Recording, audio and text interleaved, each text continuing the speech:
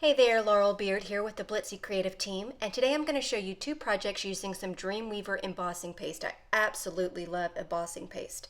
I have three different kind of Dreamweaver embossing paste. I have the regular, the Crackle, and the Pearlescent, and I'm going to show you two different cards using the Crackle embossing paste and the Pearlescent embossing paste.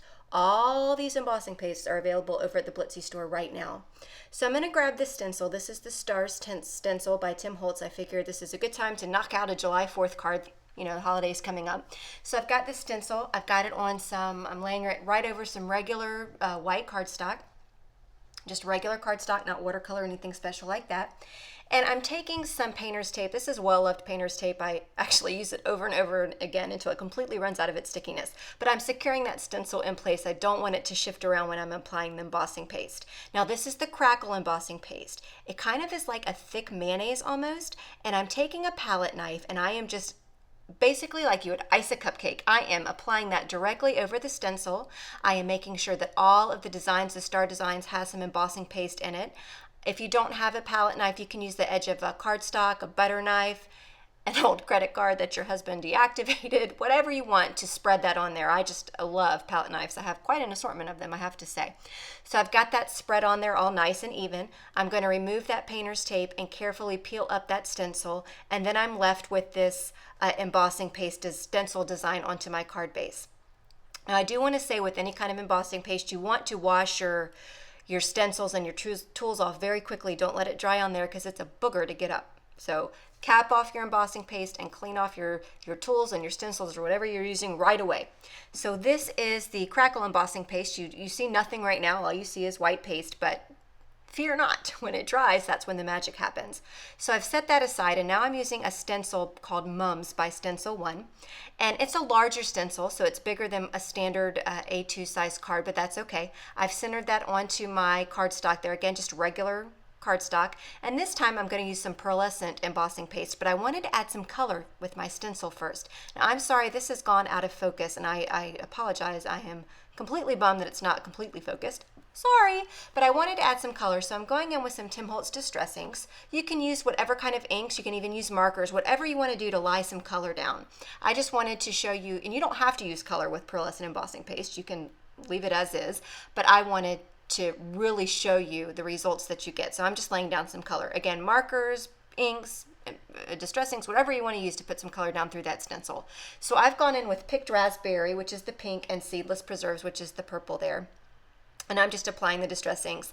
And now that stencil is still in place. I'm going to go right over the top of it with this pearlescent embossing paste. It's the same consistency, kind of a thick mayonnaise, but it's a shiny mayonnaise.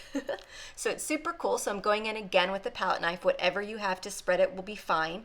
And I am just carefully making sure, this is a pretty intricate stencil, so I just want to make sure that the design is completely covered with this embossing paste here. So I'm just spreading it on, giving it a nice smooth layer. And that's really all there is to it when it comes to applying embossing paste. It's so fun and easy to do. So now I'm going to peel up that painter's tape. I think it's safe to say I'm going to throw that away. I've used it. It's very well loved.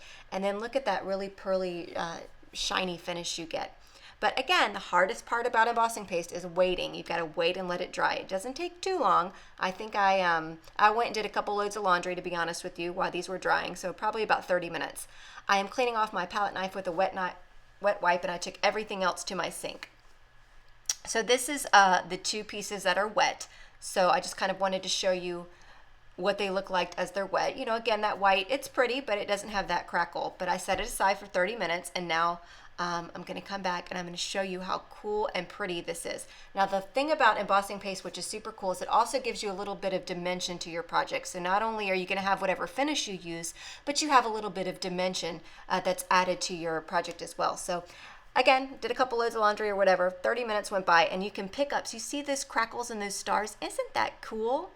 And then I'm going to show you the pearlescent shine. You can see it's really shiny, and that color underneath just really pops. It's so pretty in person. It's very hard to capture these kinds of things on camera, but it really is pretty, and I'm trying to show you the dimension. You get a little bit of dimension with this paste, which is super cool. Another super cool feature about the embossing paste. But now I wanted to show you, again, my camera went out of focus. What is it with me today? I'm so sorry. I wanted to really show you how that Crackle embossing paste how cool the results are. So I decided to go in and add some color, and it's really going to show. So I'm going in with 2 different color distressings that you can't really see because it's all blurry, and I am so sorry. But I'm going in with Chip Sapphire, and then that red is Festive Berries, and I'm going to turn this into a 4th of July card. So again, I'm just going over it with whatever inks that you have. Markers would probably be a little bit difficult, but inks and a blending tool, makeup sponge, whatever you have would probably work. And then there, now the camera's in focus, and look at those crackles. You can really see it shining through now. So cool. So I didn't really have a good 4th of July sentiment, so I'm going to combine 2 different stamp companies.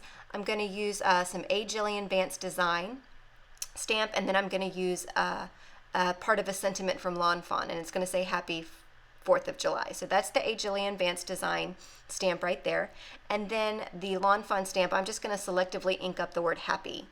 You can cut your stamps apart, no problem, but I just found it just as easy to go ahead and ink up just part of that sentiment. And then I've got the sentiment that I want there for the Happy 4th of July. I'm going to trim that down and give it a little banner on the end there with my scissors.